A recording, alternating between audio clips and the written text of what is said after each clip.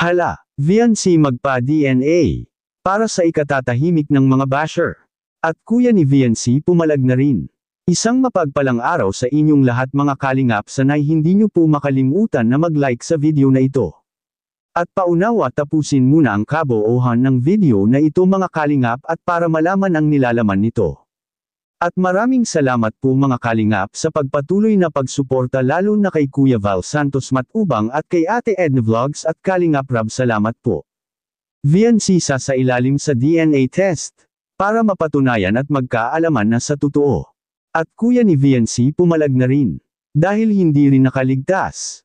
Pero bago yun mga kalingap ay pag-usapan muna natin mga kalingap ang patungkol sa mga nangyayari ngayon kay VNC na sinubukan na naman ng mga basher mga kalingap patungkol sa kanyang pamilya.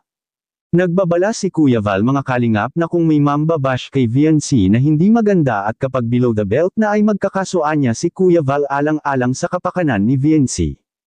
Kaya mag-ingat-ingat po tayo mga kalingap sa mga pambabash dahil maaring ikakapahamak po natin ito. Si VNC ay isang malaking magandang halimbawa na naging successful sa tulong ng Team Kalingap. At kaya magiging masaya na rin sana tayong lahat sa kung ano man ang nakakamit ngayon ni VNC. Dahil kawawang-kawawa naman ang dalaga na pati sa kanyang personal na buhay ay tinatanong at inaalam ng mga basher. Masakit talaga sa side ni VNC na sabihan ito ng hindi siya tunay na anak ng kanyang tatay na si Tatay Veyran. Sadyang may pinagmanahan lang talaga si VNC mga kalingap sa kanyang nanay at may lahing Bombay ang nanay ni VNC at kaya siya doon talaga nagmamana sa kanyang mama ng kanyang hitsura. Matapang ang dugo ng isang Bombay kaya karamihan kung may kapartner ka ng mga ganito ay doon talaga kadalasan makukuha ang beauty ng kanilang magiging anak. Masakit sa side ni VNC dahil sa totoong anak naman siya ng kanyang tatay ngayon ngunit pinagdududahan pa rin ito. May mga payo ang mga minamahal nating taga-subaybay na talagang natural lang ang mga pangyayari na ito kay VNC dahil sikat na siya at kilala na ng dahil sa Team Kalingap. Will may punto rin naman ito, at kaya sana hanggang maari ay wag nang halungkatin pa ang patungkol sa pamilya ni VNC. At may nakapagsabi din mga kalingap na magpa-DNA test anya si VNC at para malaman talaga kung ano man ang totoo. Maganda rin naman kung ganito ngunit hindi na ito kailangan mga kalingap dahil bukod sa magastos ito, si VNC alam na alam niya sa kanyang sarili na siya ay tunay na anak ng kanyang tatay na si Tatay Verando, at sa kabilang dako naman mga kalingap. Pati kuya ni VNC hindi nakaligtas. Yan ang ating makikita sa video. Ibiran, kasi ang sabi ng iba, hindi mo raw tatay ay, tatay mo pala yun. Yan o. Pero meron daw siyang anak sa iba. Tatay mo, totoo yun? Ay, opo, meron po. Ay, meron po mga kalingap. Kuya po ako sa May kuya ka? Tsaka close naman po kami. Tsaka, pag mga ganun po, dapat hindi nyo na po pinapagalaman yung mga personal na ano na po namin. Mga ano po Hindi yan. talaga maiwasan. Ano?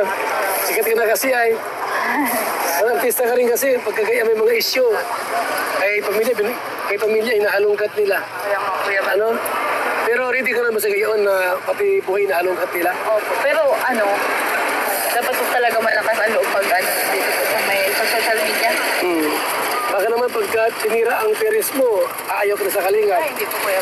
Pero pag talaga ano po, inano po talaga yung pamilya ko ng ina dyan. Hindi man din natin pagka below the belt na. Kuya ba? Diba? Opo. Pagkagayaan na ano po. Anong tanong na naman yun? Walang masama sa magtanong. Kuya. Huwag mo bigyan ng masamang ano yung tanong na. Ay, tanong yung boss ko, no? Tanong ko, siyempre po kuya ba? Nasasaktan po talaga. Oo naman. Pamilya na po. Ay, nangyari sa akin yan. Kuya ba? Di ko anak si Kalingap Rob. Sabi ko, anak ko yan. Ako na pala yan. Siyempre, masasaktan din po kayo pag ganyan. Sa bagay, totoo naman talaga yan. Siyempre, tulad mo, bahay ka pa naman.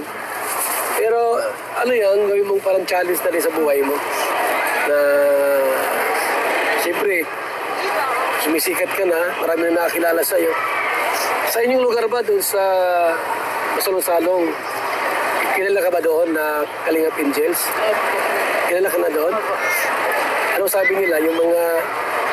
Natutuwa din po. Natutuwa po sila. Lalo na po kuya Balbaga pag may mga pag-reading po tayo. Ayun. Yung bubagang pag-reading pa ninyo. Oo nga. Oo. Totoo. Paano yung ano yan, lilipat na kayo sa isang buwan? Kasi March 1 yung ano, house blessing, lilipat na kayo sa Aisan. Di ka malulungkot doon? Medyo malulungkot din po kasi doon na po ako pinangalakan. Kaya nga niya. Doon ka pinanganak sa ano? Sa Salong-salong? Talagang sa bahay.